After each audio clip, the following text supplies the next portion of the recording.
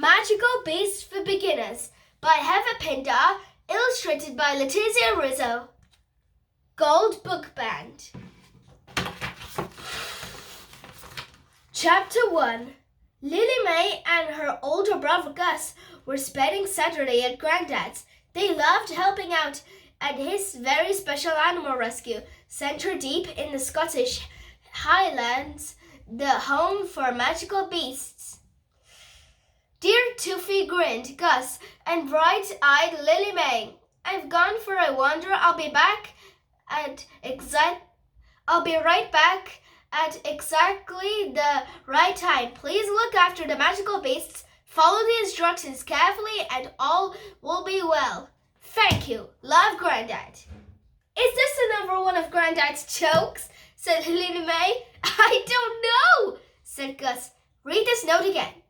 Granddad had left the note poking out of a large book next to the biscuit tin in the kitchen. Lily May slowly read out the note to Gus again. The note sounds a bit strange, but I think Granddad is serious, said Gus. And his hand glider has gone, so he's definitely not here. He's really left us in charge of the magical beasts. Wow, exciting, Lily May said. But what about the big book? Do we need the book as well as the instructions? Gus looked at the cover of the book. It's called Magical Beasts for Beginners.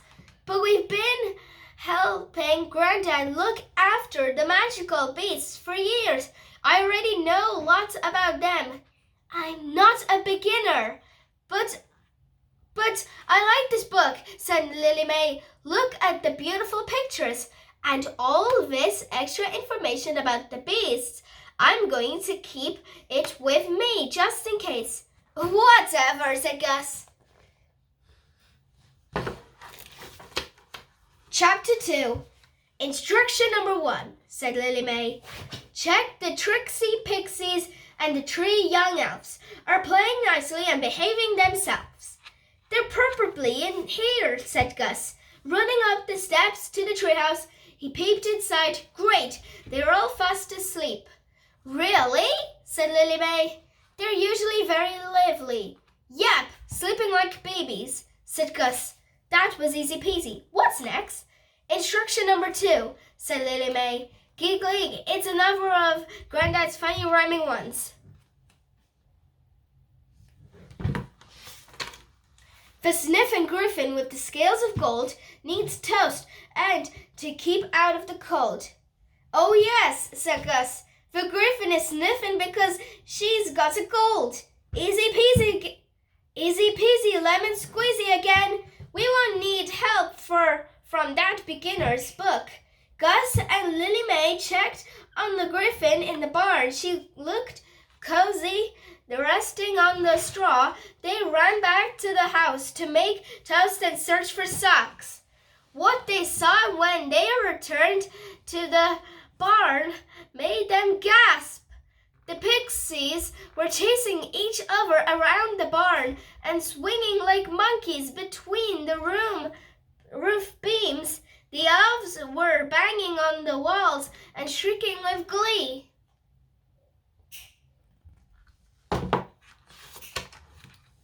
They were just pretending to be asleep.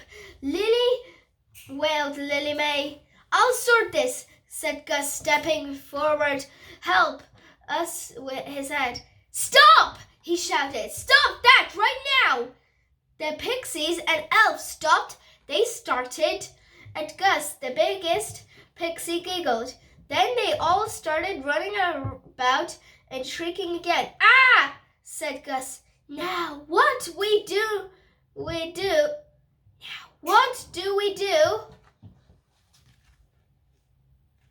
Chapter 3. Listen, Gus, said Lily May. I looked under B for badly behaved beasts.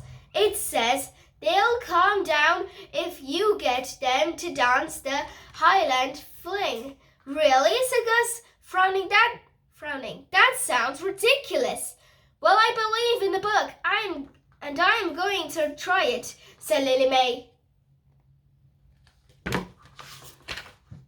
Lily May had learned the Highland fling at school. She began to dance, hopping and jumping and turning. At first, the pixies and elves ignored Lily May, but one by one they began to join in with the dance.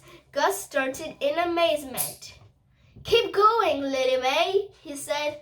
"It's like you put a spell on them." Lily May began to dance out of the door. The pixies and elves followed her back to the treehouse steps. "Up you go," said Lily May. "Play nicely and stay out of the barn." Gus made more toast and Lily May gently pulled the socks up the griffin legs.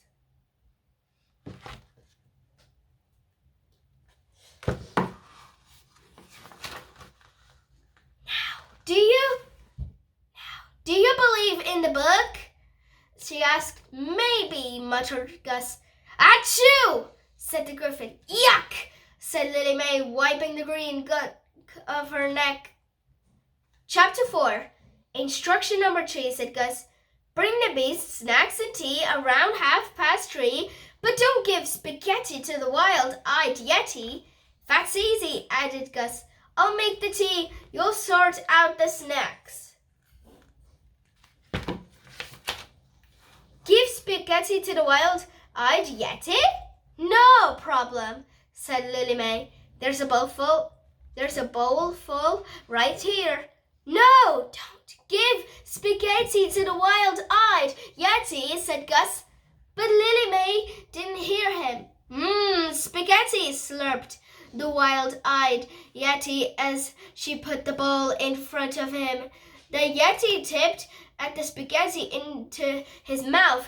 "You didn't give the wild-eyed yeti spaghetti, do you?" asked Gus. "Yes," said Lily May, and he once more. The yeti jumped through the open window. "Uh-oh," said Gus. "Stop, yeti!" yelled Lily May, but the yeti was already running down the hill, sniffing the air for more spaghetti. Chapter 5. Gus's phone. Gus' phone beeped. "It's a text from Granddad. If things go wrong, play the Wild Water song." "I'll check the book," said Lily May. "Yes, it's here under W. It says the Wild Water song. We'll call the monster for the Loch to come and help."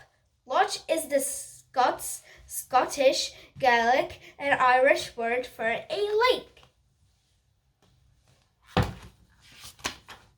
"Really amazing," said Gus. He peered at the page. "I think I can play this song. Granddad's been teaching me the bagpipes." "I know," said Lily May. "I heard you practicing." When Gus started to play, Lily May felt a shiver run up her back. The notes of the beautiful Wild Water song ran out perfectly to the end.